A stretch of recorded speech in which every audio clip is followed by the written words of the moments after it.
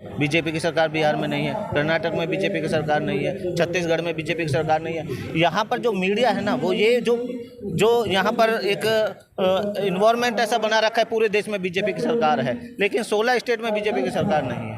आप ये कैसे कह सकते हैं कि पूरे देश में बीजेपी की सरकार, लेकिन मीडिया जो बीजेपी मोदी कर करके जो जनता को बेवकूफ़ बनाती है, वो इसलिए बनाती है कि पूरे देश में भगवा फैल रहा है, बीजेपी चल रहा है। आप उन स्टेट को जा करके देखिए जिनमें बीजेपी की सरकार नहीं है, तो आप कैसे कह देंगे कि बीजेपी की सरकार पूरे देश में है। आप देख रहे हैं पब्लिक आवाज टीवी।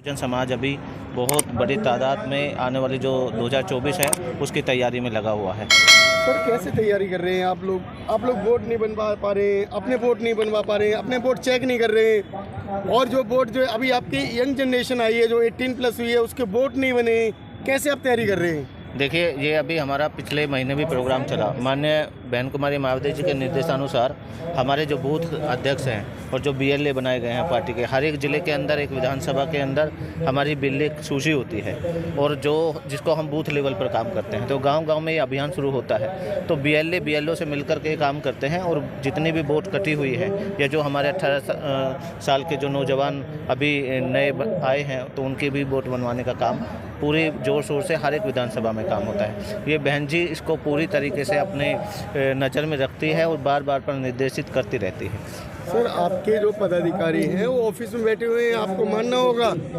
वो लोग वोट बनवाने के लिए अभी भी नहीं निकले। अभी केवल 1 महीना है आपके लिए, अभी भी आप लोग नहीं चेत रहे हैं। जी, आपसे नहीं बनी हुई है। वोट तो हमारी सबसे ज्यादा बनी हुई है। अगर आपके वोट बने, आपको पता है बीजेपी की वोट है, आप बसपा की दिखाते नहीं हो। आप कह रहे वोट बने हैं, अगर वोट बने हैं तो है। अभी के जो परिणाम निकले हैं, अभी जो इलेक्शन हुए थे उसमें आप कितने जीत गए? उसमें हमारी संख्या थी वो तो अभी बहुत अधिक है। भले ही हमारा एक MLA बनाओ, लेकिन वोट तो हमारी बहुत सर आपके वोट अधिक है, फिर आपका एक MLA कैसे बना? आप मेरी एक बात समझिए, जो आज सरकार, जो मौजूदा सरकार आज पावर में है, आप 2012 से पहले उनका स्टेटस देख लीजिए। वहाँ पर वो भी, जैसे हमारी बहुजन समाज पार्टी के आज वोट पत्र, उससे भी कहीं बुरा हाल उसका था। आप इस बात को आप समझिए, ये यहाँ पर वोट ना बनने का रीजन नहीं है कि हमारा एक विधायक जीत के आया। इसका मकसद, इसके पीछे का जो मकसद है, वो यहाँ पर जो इस देश की कॉर्पोरेट सेक्टर है, जो मनुवादी सरकार है, जिन्होंने यहाँ पर कैप्चर किया हुआ है, सबसे पहले तो मीडिया को कैप्चर किया हुआ है, जो अपनी बातें रखती है, जिसके चाहे न्यूज़पेपर उठा करके देख लीजिए, चाहे न्यूज़पेपर, चाहे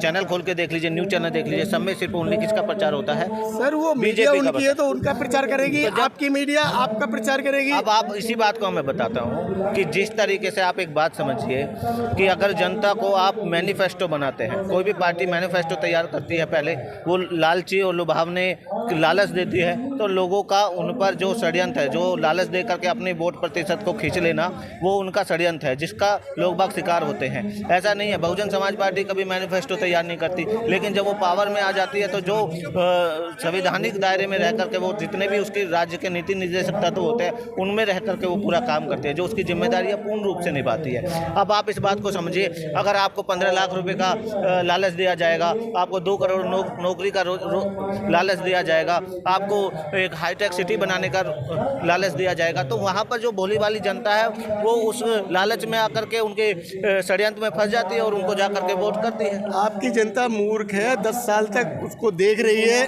लालच में आ रही है, ऐसा क्यों? आप कैसे कह सकते हैं कि 10 साल से अभी वही सेम चल रहा है? अभी आपने देखा नहीं चुनावी नतीजे क्या है? जी अभी थाली बजवाई और जो है लोटे बजवाए, और मोदी जी ने जो कहा आप जनता ने वही काम किया। देखिए, हम कैसे माने इस बात को? देखिए, यहाँ पर आप जो बोल रहे हैं कि जनता जो हिंदुत्व का एजेंडा लेकर के ये सरकार चल रही है, वो उसमें फंसती है। हम ये नहीं कहते कि जनता, अरे हिंदुत्व वाली जनता जो है 5% 7% है, आपकी जनता बहुमत जनता जो 82% है।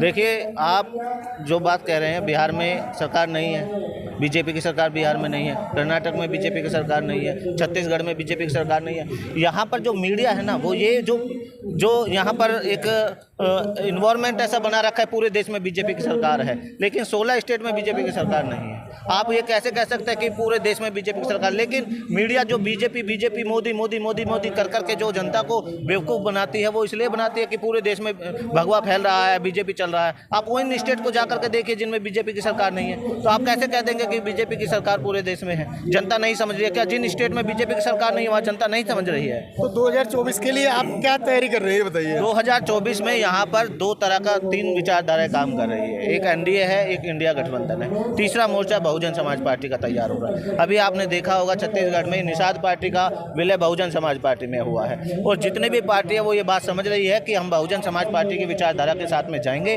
और एक तीसरा मोर्चा तैयार करेंगे। यहाँ पर जितने भी बहन जी किसी गठबंधन में नहीं जा रही है, तो अकेले चुनाव लड़ रही है, अपने दम पर चढ़ रही है और जनता के साथ गठबंधन करके चुनाव लड़ रही है। तो आने वाले 2024 का चुनाव है, उसमें बहन जी को प्रधानमंत्री के रूप में हम सारी जितनी भी जनता है यहाँ सब उनको देखना चाहती है, और हम उनको प्रधानमंत्री बना करके रहेंगे। इसलिए हम ग्राउंड स्तर पर काम कर रहे हैं। मैं भी एक बीटेक हूँ और मैं अपना काम को साइड में रख करके इस मिशन मूवमेंट में काम कर रहा हूँ। कितने घंटे देते हैं आप डेली? आप डेली की बात नहीं है, हम पूरा कभी हम 24 घंटे भी देते हैं, हम सुबह के 2 घंटे भी देते हैं, शाम के समय भी देते हैं। जितना समय मुझे मिलता है मैं अपना समय इस मिशन मूवमेंट में बहुजन के हाथ को मजबूत करने के लिए काम करता हूँ। सर कैसे मजबूत कर रहे हैं? पैसे से कर रहे हैं, उनके वोट बनवाने में कर रहे हैं, या पार्टी के साथ घूमते हैं? देखिए, हर तरह से माननीय काशीराम साहब ने कहा था कि हम जो पार्टी को मिशन मूवमेंट को जो अपना सपोर्ट कर सकते हैं वो 3 तरह से कर सकते हैं: टाइम, टैलेंट और ट्रेजरी।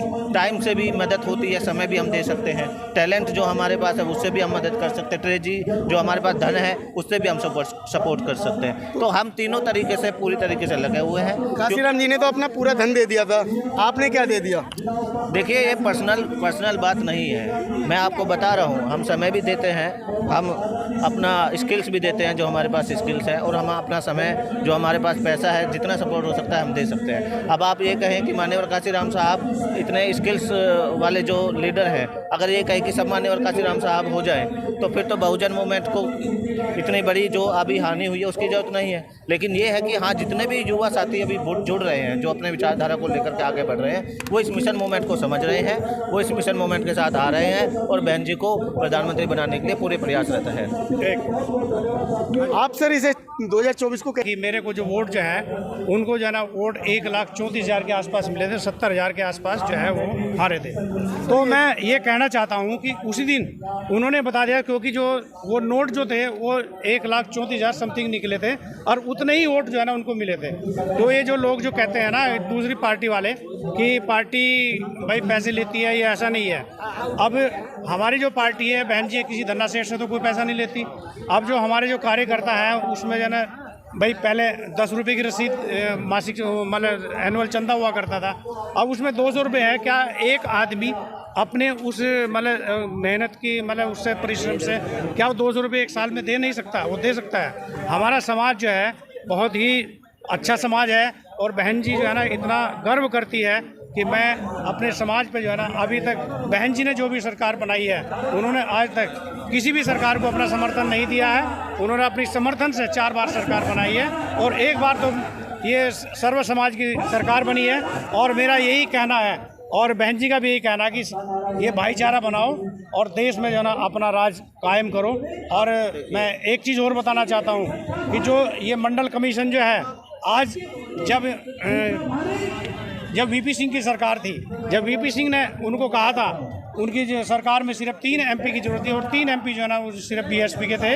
उन्होंने उनको मान्यवर साहब को बुलाया कि आप सरकार में शामिल हो जाओ, लेकिन उन्होंने मान्यवर साहब ने बिल्कुल स्पष्ट मना कर दिया, हमें सरकार में भागीदारी नहीं चाहिए। आप अगर हमारी जो शर्तें हैं वो मानते हो तो हम उसका जो है ना आपको जो है ना फिर बताते हैं। तो उन्होंने कहा कि पहली शर्त क्या है आपकी? उन्होंने कहा मान्यवर साहब ने कि सबसे पहले सर्वप्रथम जो सन 92 में कि आप जो है ना हमें जो है ना बाबा साहब को जो है ना भारत रत्न दिया जाए कि डन।